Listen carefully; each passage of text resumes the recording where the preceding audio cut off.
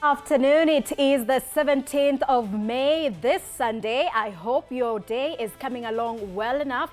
You're just in time for TV47 at 1 p.m. with I, Sheilar Chelangat. And of course, we do begin right about now. Now, President William Ruto has arrived in Baku, Azerbaijan to attend the 13th session of the World Urban Forum, which brings together global leaders and experts in urban development. President Ruto and First Lady Rachel Ruto were received by Azerbaijan's Minister of Defense Industry, Vakar Mustafayev, alongside Azerbaijan's ambassador to Kenya, Sultan Hajiev. During the forum, President Ruto is expected to engage in bilateral meetings with heads of state and investors to deepen cooperation in energy, ICT and infrastructure development. He will also seek to expand markets for Kenya's agricultural exports, positioning Kenya as a key player in global trade. President Ruto has held bilateral talks with Azerbaijan's President Ilham Aliyev aimed at strengthening diplomatic and economic ties between the two nations.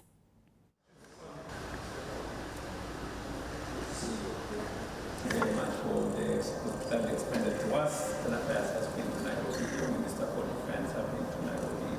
Chelangat also to have hosted us here in Baku. For the short time, it's been good progress. He's demonstrated good effort. I was amazed by his.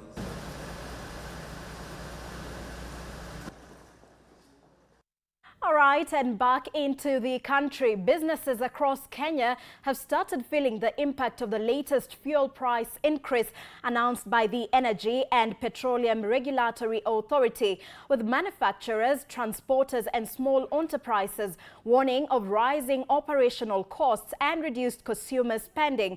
Business executives who spoke during the Top Spin Awards said the current economic environment is becoming increasingly difficult, especially for small and medium-sized enterprises operating on thin profit margins.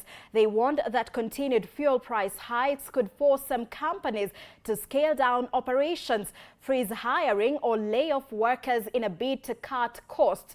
During the event, 50 chief executives from sectors including manufacturing, retail and real estate were recognized for exemplary leadership and resilience amid the harsh economic climate.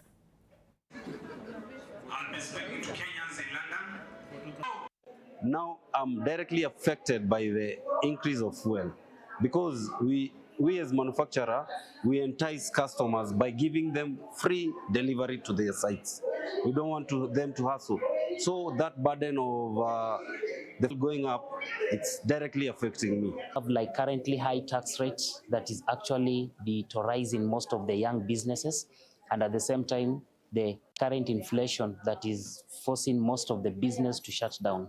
So our main purpose is to make sure that these entrepreneurs, they learn and master the act of keeping proper books when they are doing their businesses. When fuel prices down once, it really impact most of the manufacturers in Kenya. Yes, not us, but almost 100% of manufacturers in Kenya depend on fuel. We've seen a slowdown in the uptake of credit, and perhaps is the hard economic times. And sometimes we argue that hard economic times will make people borrow more. But the question is, if it's business, you need to borrow what is required for the business. It's about the need, it's not about the want. Right, and still here in the capital, Mukuru kwa Njenga's BAMBA 70 residents are now calling the Nairobi City County to fix broken drainage systems causing raw sewage overflow. The situation worsened during recent heavy rains, sending contaminated water into homes and sparking fears of waterborne diseases. Locals accuse the county of neglect, noting the officials collect business revenues but fail to provide critical sanitation infrastructure to prevent a public health crisis. Inatoka kutoka huko juu inafungulia yote inakuja kulala hapa kwetu kwa sababu huko chini hakuna pahali maji inaenda. Mwisho wa maji kutoka juu ni area yetu. Barabara iliundwa vibaya, haina drainage, sewer system ni shida. So hata mvua ikinyesha kidogo, maji inaingia kwa hizi nyumba ambazo unaona hapa. Na hii shida imekuwa kwa muda mrefu. Tumeandikia barua mpaka governor. Kuna barua hapa tuliandikia governor tukitumia group yangu, lakini bado hakuna response kwa ofisi ya governor na hata ya mbunge. Sasa sisi tunalia kila siku, mvua ikinyesha sisi tuko kwa mashida. Kama juzi vile mvua ilinyesha, ziweji yote ilirudi kwa nyumba, sasa hii mpaka ikamix na maji. Tukichota maji watoto wanaumwa na tumbo juu ya hiyo mvua. Right, and moving on from that, the rising unemployment and limited access to university education has left many young people struggling to secure meaningful careers. However, the growing demand for technical courses is providing a practical solution by equipping learners with hands-on skills for employment and entrepreneurship. Maluse Meshak tells us more. Unemployment and limited access to university education continue to lock many young people out of meaningful career opportunities across the country. However, technical and vocational training institutions are emerging as practical solution, offering hands-on skills that directly prepares learner for the job market and self-employment. The demand for technical courses has surged during recent intake, with institutions such as Kiharu Technical College recording a significant rise in enrollment. According to the college head of communication, Stephen Maranga, this trend reflects a growth shift in mindset among students and parents who are increasingly embracing skills-based education as a viable career path. I would like to urge the government to consider funding for the students who are coming out of these technical institutions, because we will have a good number coming out of the technical institutions, to consider funding them to have their own startup. And if you are pursuing your degree in the university, ni muhimu ukuwe na a technical course that will be able to help you even to gather your finances here and there. The institutions alone has admitted over 1,000 students in the May intake, a notable increase compared to previous years. Unaona wengi wanakimbililia za ofisi, lakini huku ukiwa as a girl child kuna opportunity mingi za job. Yeah, and it's good. Advise my fellow youths to take this course because the technical and the practical skills gained can make someone be a self-reliant. Students pursuing courses such as automotive engineering say the skills acquired will enable them to secure employment or start their own businesses, ultimately boosting job creation and economic growth. We are also having an alumni program whereby we follow up with our alumni to see how they are faring. And so far so good, we are having a very good feedback from them.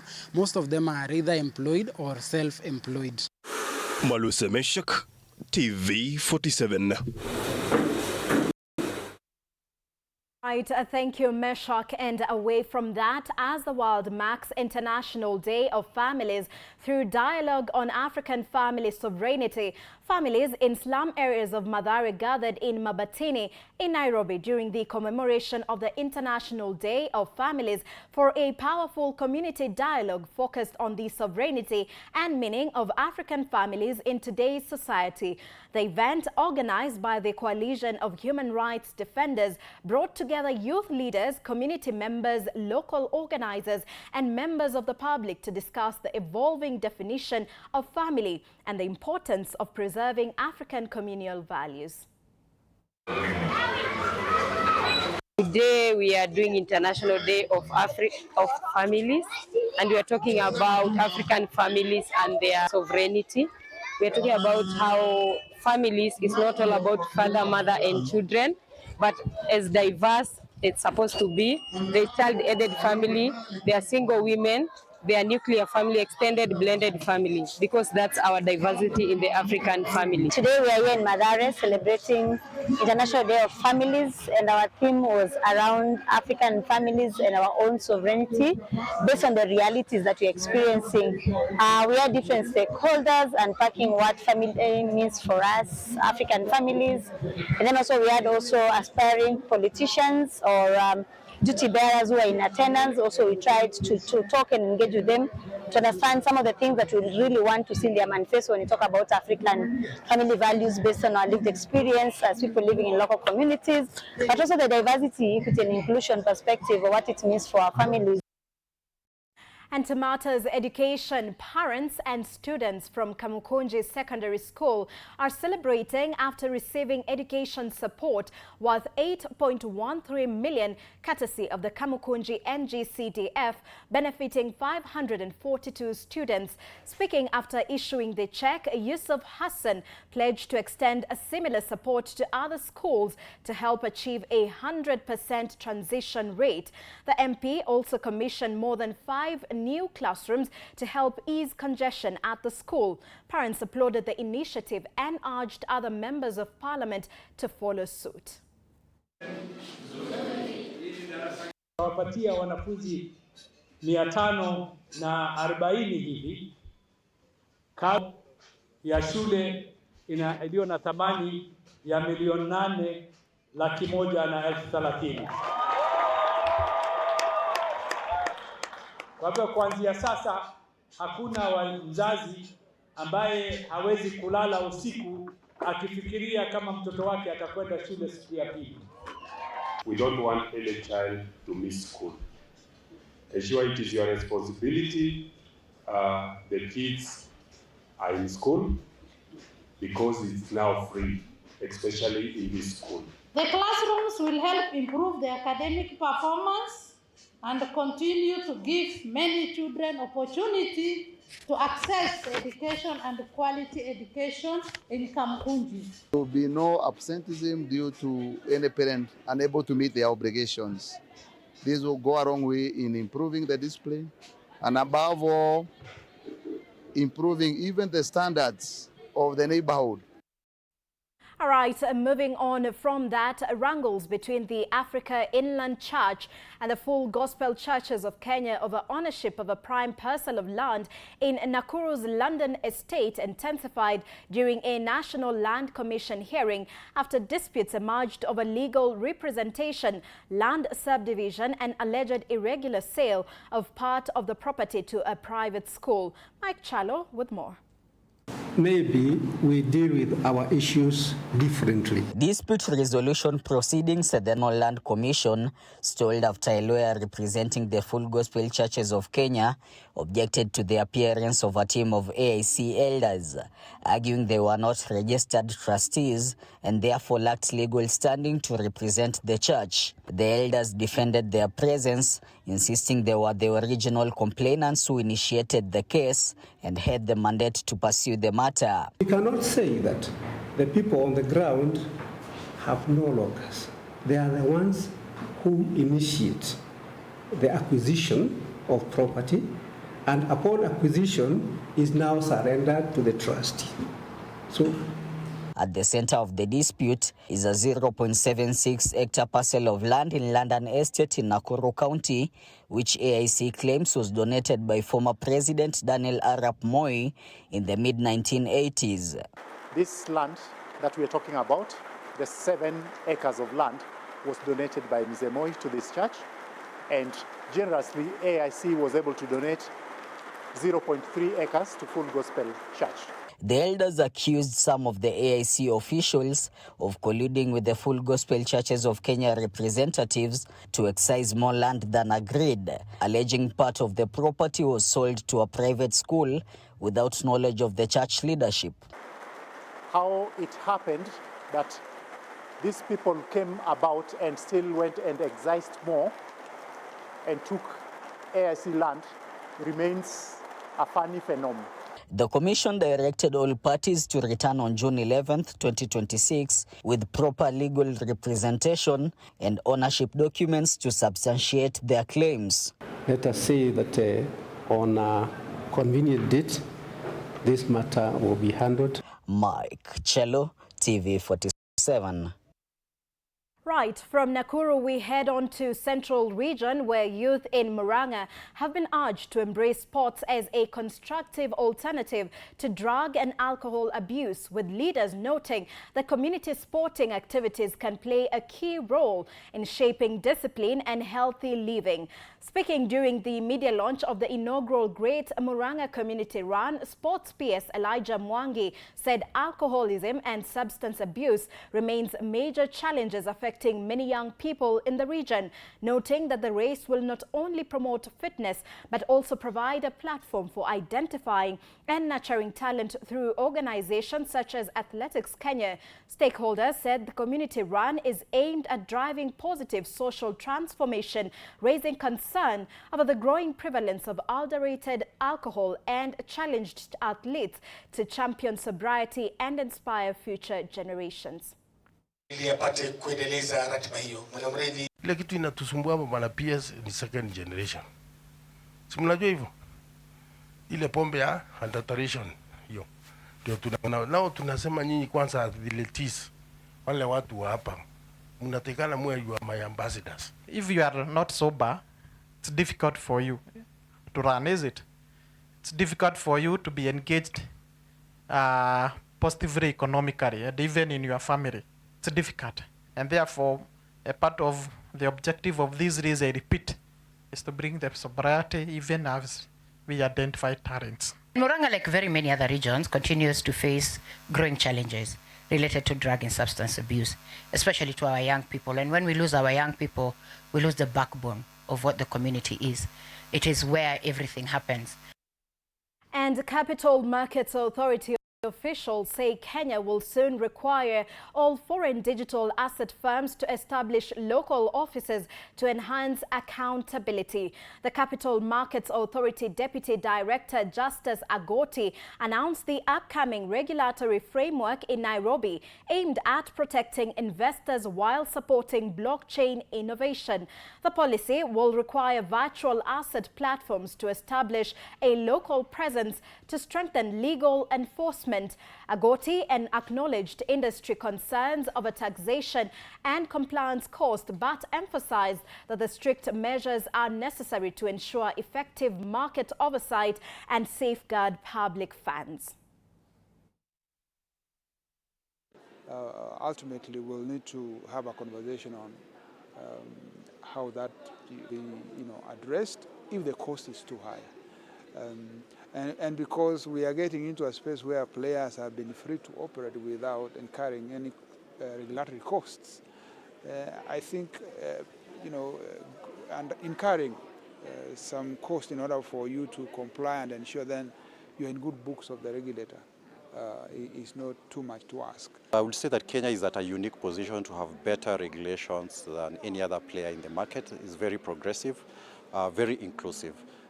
We've already shared feedback with the regulator on some of the things that they need to do to ensure that the regulations cater to every institution, whether small, local, or multinational. The whole idea behind that is to ensure that the regulations themselves will bring in investors from all over the world. And as the country continues to grapple with food insecurity, stakeholders are now encouraging urban farming as a sustainable solution to hunger, especially amongst residents of informal settlements in major towns and cities. Speaking during a partnership program involving Beacon of Hope Foundation, Christian Aid, and the Ministry of Agriculture, stakeholders urged the Nairobi City County government to reform policies supporting urban farming to help address food insecurity. They noted that despite limited land in urban areas, innovative farming technologies and the use of small spaces can help families produce food and reduce malnutrition. County officials said the urban farming bill is currently at the public participation stage, with plans underway to train more Nairobi residents on modern space-saving farming methods. Informal settlements, there's a big challenge of food insecurity, of course. There's a challenge of land if they don't have enough land. So this urban farming is a new innovation whereby we ensure every family does not sleep hungry, but has a meal on the table. So it's a very innovative way. And working on a policy for urban farming and food security, also a bill which is at the participation stage. Want to appreciate Beacon of Hope because they helped us in one of the farming areas to have public participation with our farmers, which was very successful. Is a focus area for the urban farming. because, you know, Nairobi, 60% of the population is living in informal settlements. And all these live in 5% of the land. So it means the congestion is high. And as the population gets high, people are suffering. The economy is suffering. And therefore, people are not affording food. People are not able to access food. But with this initiative, what we are demonstrating is that whichever area you are, you can grow your own food. People come for aid or to be helped in the church. And in the process now, when this kind of institution comes, we are very happy because now we are able to provide for them because they're coming for aid in the church. They're coming to be helped. 15 minutes past 1 p.m. We're up for a short commercial break. More updates on the other side of the break, so stay with us.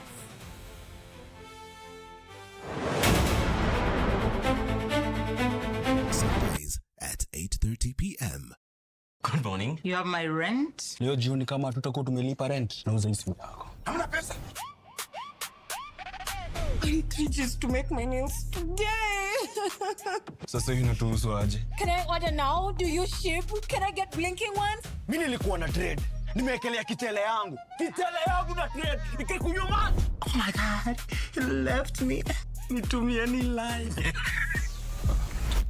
Uko nje kuna Wi-Fi. Why? Hi-Fi? Wait, so what do we call this dish again? I have no idea. The cucumbers are there specifically for my beauty routine. Tamulini kero umeka kwa beauty product. Na ameenda. Tunafaa tukuwe na logo yetu. Like, si ni brand already. Me, I won't entertain divas. No. I'm not dealing with a man child. Amazing. Nishapenda hii energy. Sundays at 8:30 p.m. on TV47.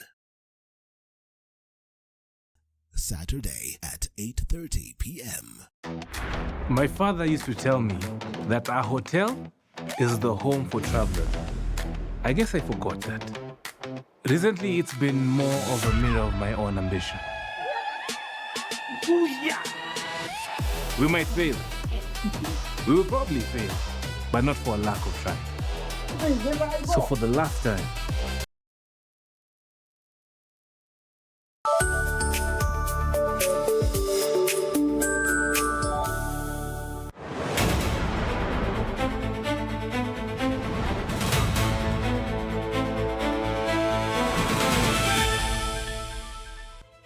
Right, welcome back and thank you for staying with us. Of course, this is TV47 at 1 as we continue to update you on the latest.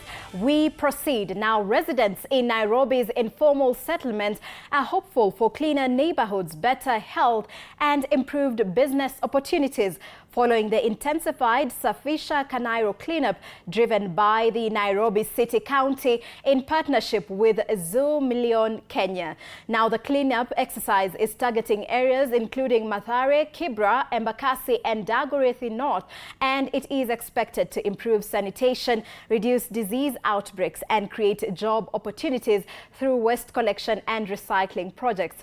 Residents and waste pickers say the initiative will also boost business activities and support sustainable livelihoods. Hii takataka iko na more than 10 years. So na ile challenge tuko nayo sana. Ukiangalia hapa toa maji mbaya zaidi. Ukiangalia hapa tuna chakula inauzwa, magonjwa. So watu walikuwa na complain kila wanaletewa magonjwa ya kifua. Siku ya leo tumepata mabadiliko kwa hizi matakataka zetu za Kibra. Hii takataka imekuwa kero kubwa sana kwa hii soko. Nimetusumbua kwa muda wa miaka 3 bila kutolewa. Ikikuja inatolewa kidogo, kesho imejaa.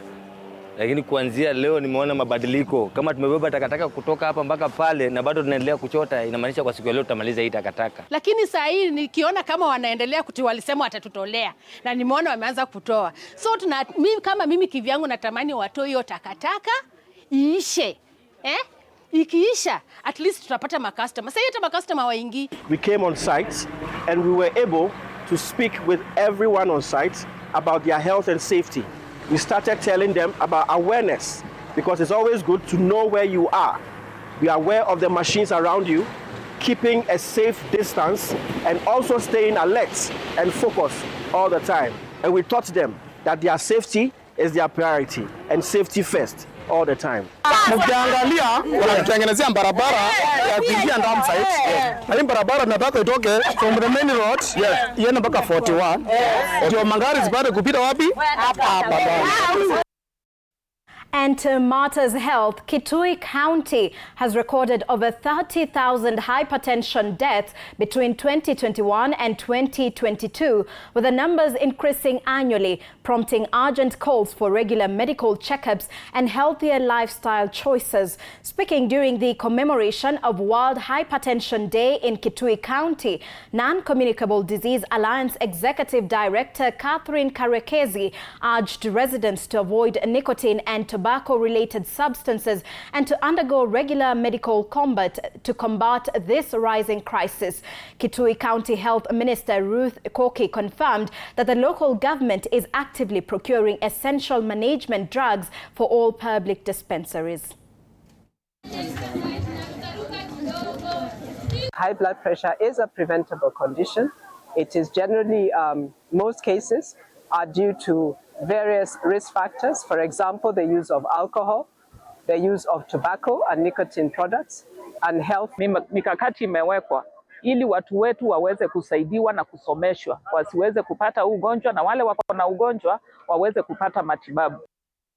Away from that, Edwin Museve Mwanji, a lead agent subcontracted by Safaricom in Kakamega, will remain in custody as the Kibra law courts continue to hear charges labeled against him of conspiracy to commit a felony. He is accused of orchestrating a SIM swap scheme that led to the theft of over 850,000 in the Lindi area of Kibra.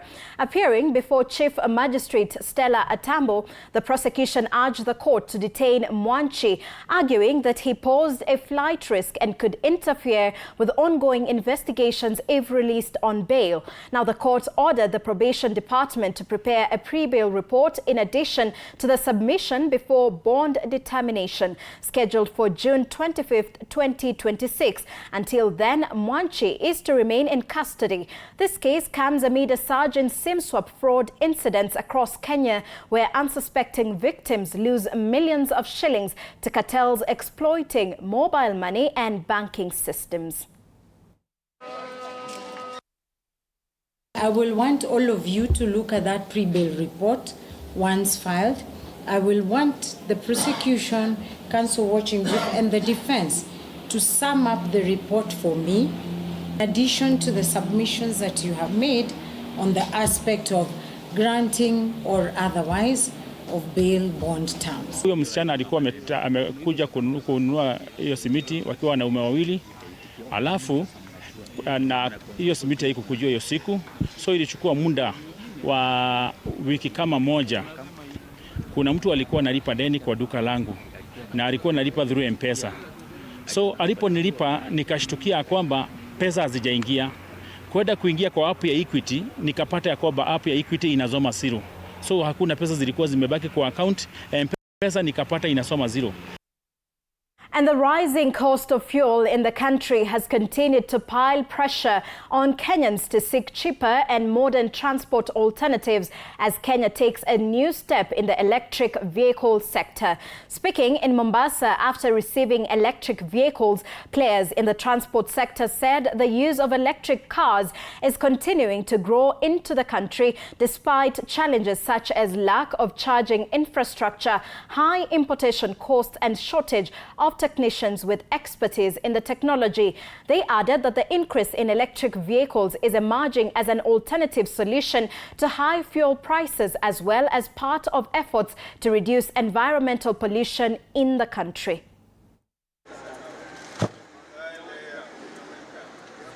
The need for the luxury models in the country, and so these are the first batch that have come in, and we have more others coming in future. We usually import our cars from through the auction, so we help the client source the cars, take them through the process of identifying what they need, and if, like for the case of the electric cars, we ensure that we have done the proper SOH tests and they are ready for inspection and shipping, and so this is how we have gotten them to Kenya today. In the last 10 years, fuel prices has gone up almost 100%.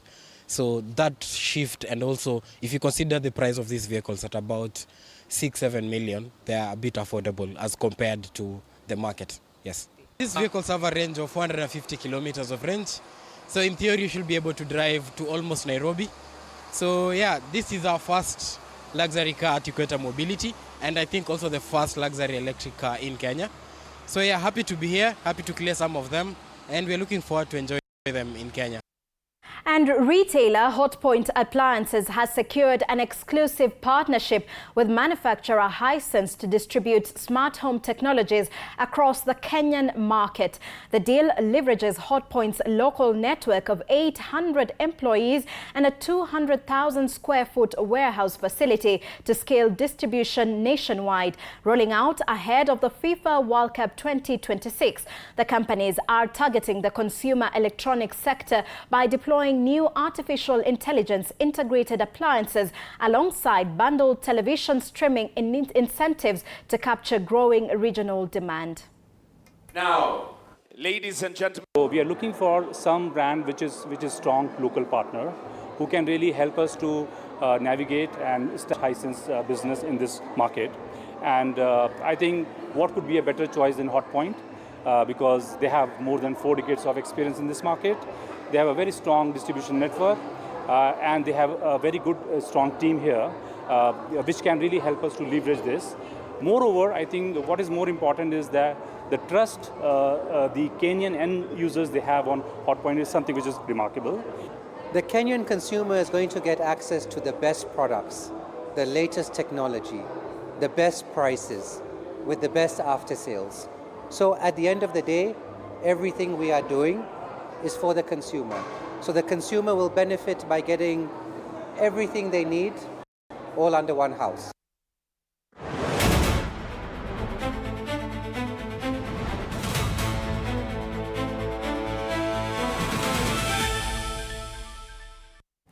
And in the world of sport, the stage is set ahead of the mouth-watering Mozart Bet final clash as Tusker FC are set to lock horns with the rivals Kenya Police on the 14th of June in Kwale County.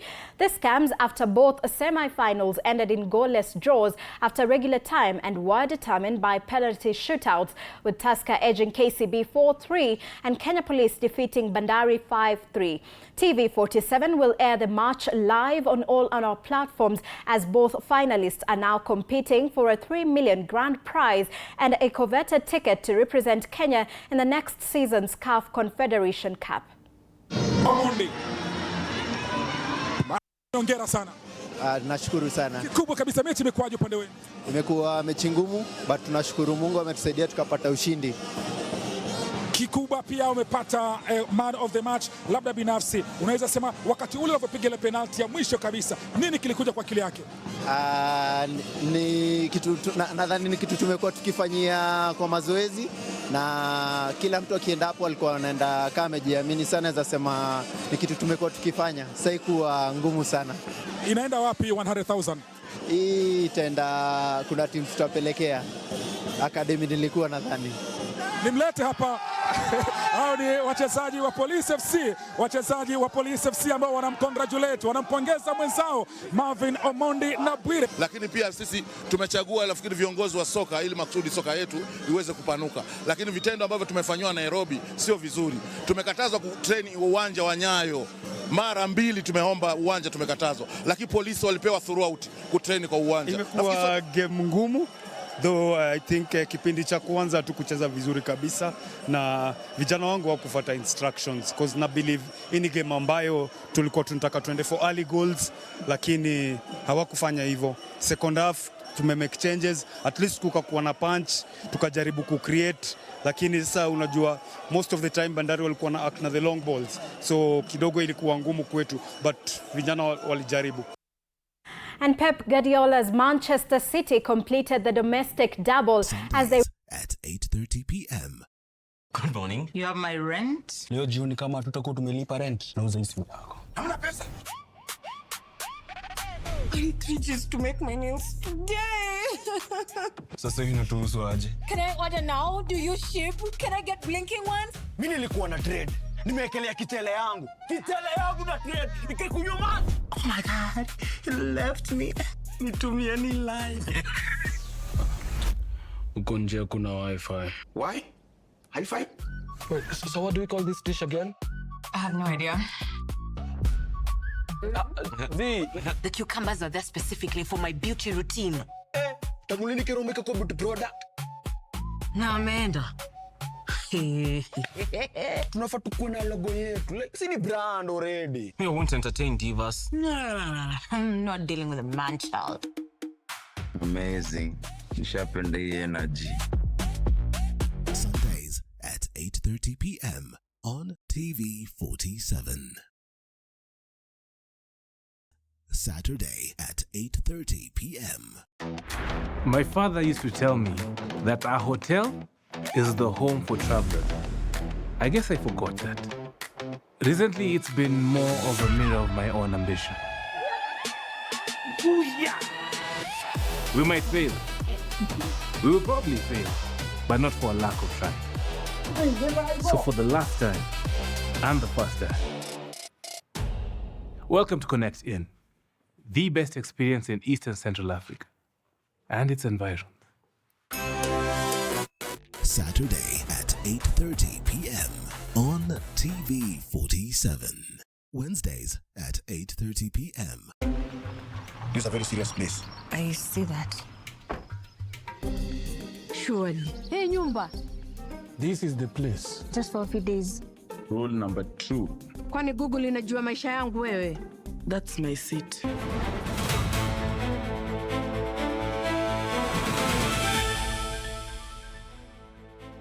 Right, that concludes TV47 at 1 p.m. with Sheilar Chelangat. More updates at 7 p.m. and 9 p.m. Do enjoy the rest of your viewership. Good afternoon.